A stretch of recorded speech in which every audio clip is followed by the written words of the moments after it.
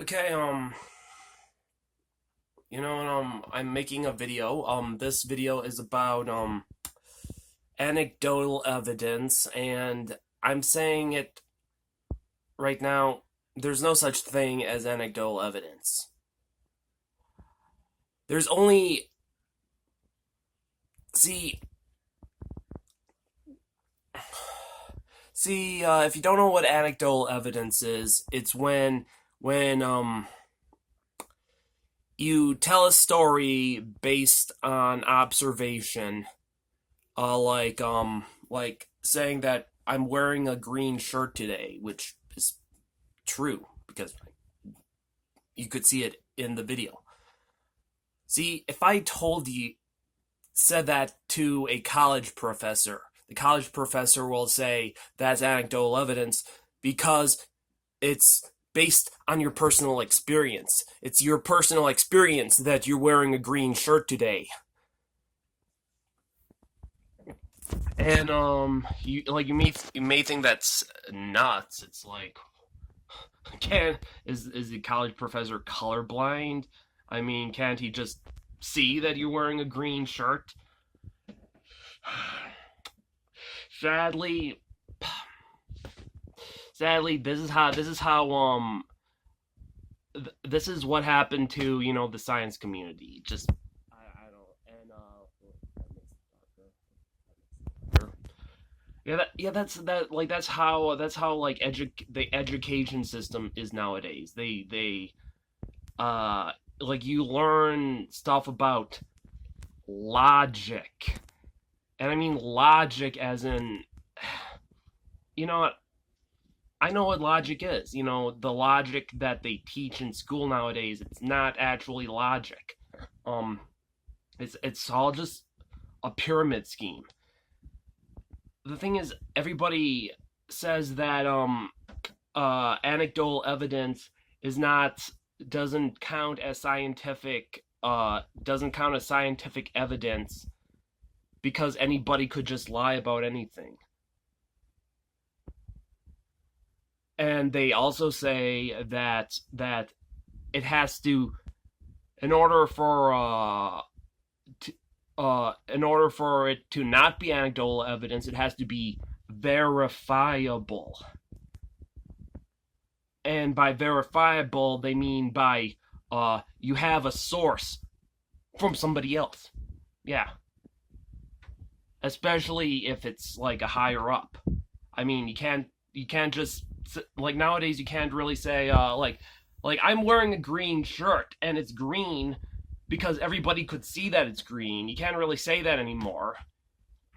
Nowadays you have to be like, this this is a thesis paper that documents that I am wearing a green shirt today. And it's you know that it's true because it's written by a college professor. See, it's sourced by a college professor, so you know that it's true. Actually, if you're wondering what that is, it's basically just a horse racing book. So you could Dad was using it to bet on horses. I don't know, a couple days ago. So yeah, it's a pyramid scheme. The thing is, if I find evidence and if something new happens and I'm reporting it,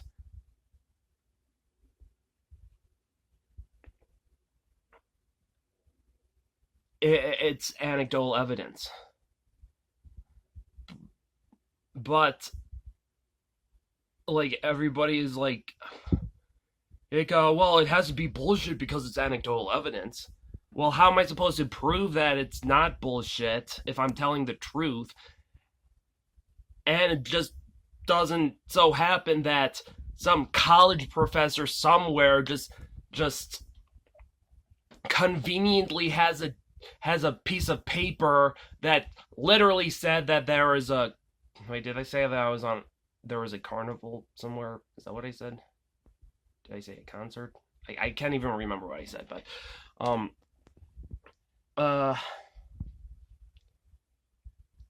yeah, and if you actually go and look at all these like college thesis papers and check the works cited page, there's like a few different there's a few different it's either A, the names are made up, B, the entire wait, is there something on my finger? B, it's not original research, because in order for you to have a source, it has to be you have to have a source to have a source, meaning that it's not actually a original research. You got it from somewhere else. Um and or it could be cross source, where one guy calls his friend in another state. It's like, hey, I want to I'm making up some bullshit science theory. I'm going to write a piece of paper. I want you to make a piece of paper about the same thing and cite me, and I'll cite you. And so we'll have a loop of citations. And you know what you know and if you think about this, like how the like Einstein would never ever have gotten his theory of relativity published nowadays. The like it's like all the like if he was it was trying to get it published nowadays, like he would be laughed at the science community. It's like, oh, do you have a citation for the fact that time is relative? Like, every single every single piece of information that you got has to come from somewhere. Like nowadays there's like whenever I go to like the thing is nowadays like nowadays like the education system is just a pyramid scheme where they just want you to source a bunch of source like a bun like having like a having a never-ending chain of of of so-called smart people quoting other so-called smart people without ever actually finding anything new, or because I mean this is like this is how basically anybody would would um would think if Einstein wrote his theory of relativity nowadays. It's like, okay, so Einstein writes um uh well, Einstein would just write down like a big equation, and he would get the answer, which is E equals mc squared, and a bunch of people would nowadays be like, do you have a source that says that E equals mc squared is the answer to your math problem? Uh, and I guess he could uh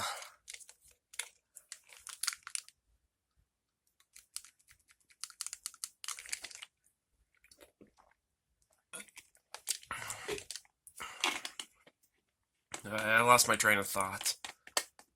Uh, I guess he could have just he could have put a citation of who who measured the speed of light, but then again, there wouldn't have. Uh, but then again, if nowadays, if somebody actually did measure the speed of light, they would have to quote somebody else who already did it, which is why I think it's bullshit. Like this, it's like not. It's like, yeah. I mean, nowadays they're saying that if you have anecdotal evidence, you're not scientific. Like you need verification, blah blah blah blah blah blah blah. You need sources, verification, yada yada yada. No, that's not actual science. I mean, you only need citations or sources for like that, for like specific details that aren't just common knowledge, like like the sky is blue. I mean, it's common knowledge. You could just see that the sky is fucking blue. Um, like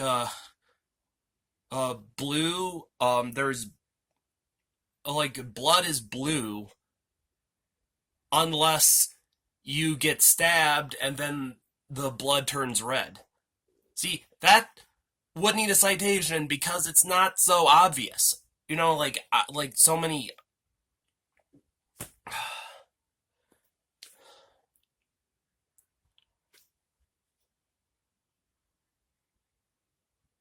They're just like it's just that's yeah. It's like it's just so.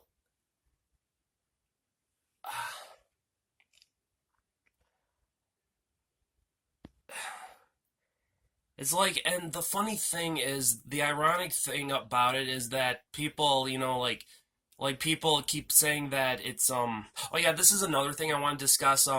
The limitations of printed documents. It's like I don't know why people keep insisting that documents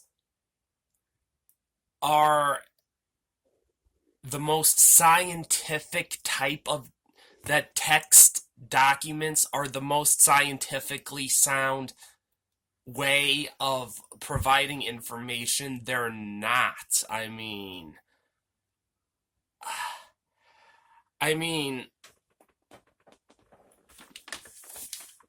like, like which is more conclusive?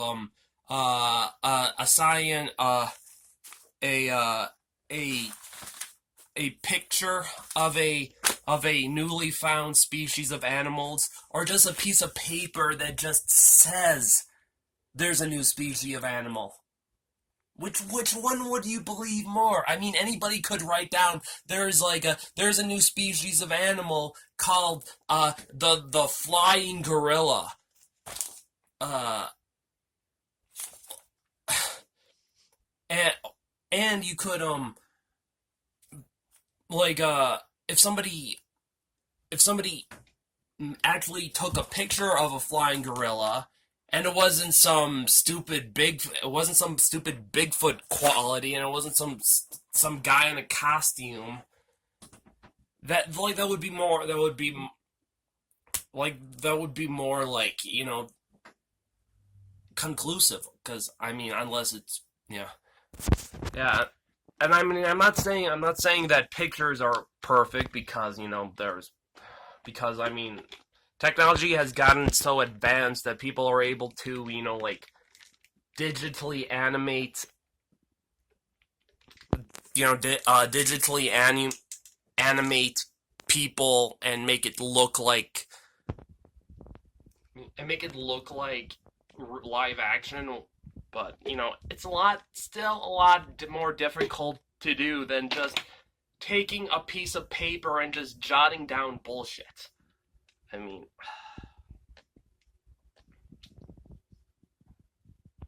if some college professor told you the sky is green, are you just going to believe him? I mean, even if he has a bunch of like a huge list of people that he cites sources from, no, because everybody has seen the sky and it's blue.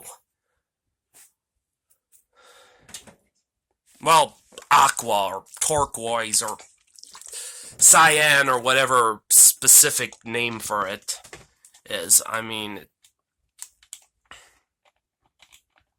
everybody knows that it's kind of okay. It's not. It's bluish. It's not royal blue. It's kind of like this shade of blue, which is kind of color look. It looks a little bit different on the phone than it does in real life. But this is pretty close to the color of the sky. It's like that shade of blue. So yeah, I mean, if you're not colorblind, you probably agree that that's the same color as the sky. Wait, is it a sunny day outside? It's a sunny day. I could just. There's a tree in the way. Plus, it's not. Okay, so never mind. It's a cloudy day anyway. So. Yeah, that's pretty much it. Oh yeah, I forgot one more detail. Okay, and there's also one thing. If the person's not able to immediately present the evidence of something,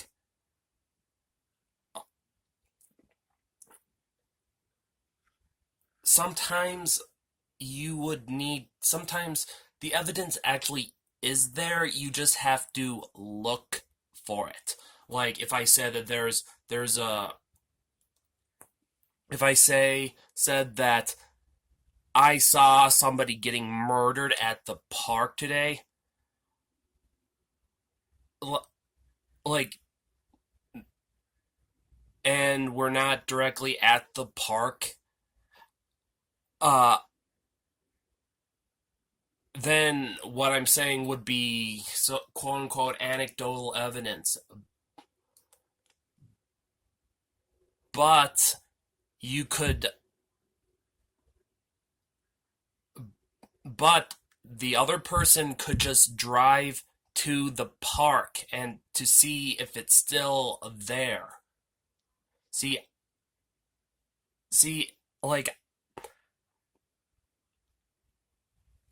see, I believe it's against the rules to care. Well, I wouldn't carry a dead person in the car because I don't want people to think that I was the one who killed him. But the thing is, you could just walk, you could just drive to the location where the the anecdote took place and see for yourself. And you can't do that with a fucking piece of paper that was written by somebody who just had somebody who had a PhD, and you know what, and another thing that's but people with PhD has been going to school for a long time, so they must know their stuff.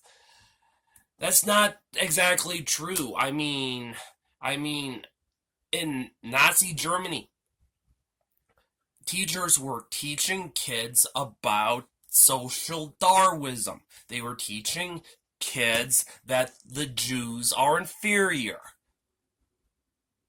They taught that the blacks were inferior. They taught all this all this racism in school, and they presented it as facts. And guess what? They were wrong. There's no such thing as an inferior race.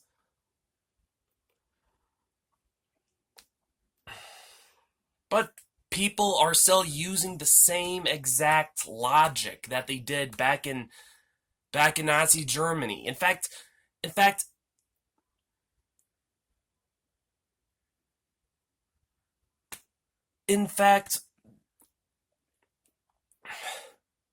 this is one of the reasons why, I mean, other than, Hitler,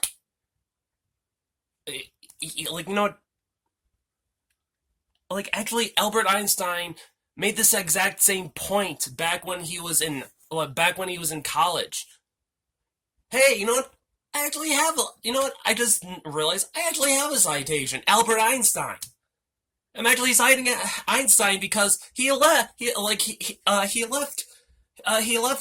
schools in Germany because of this anecdotal evidence bullshit, and he came to America, and that's why he came to America. And now all of a sudden, all these schools are are relying on this like anecdotal evidence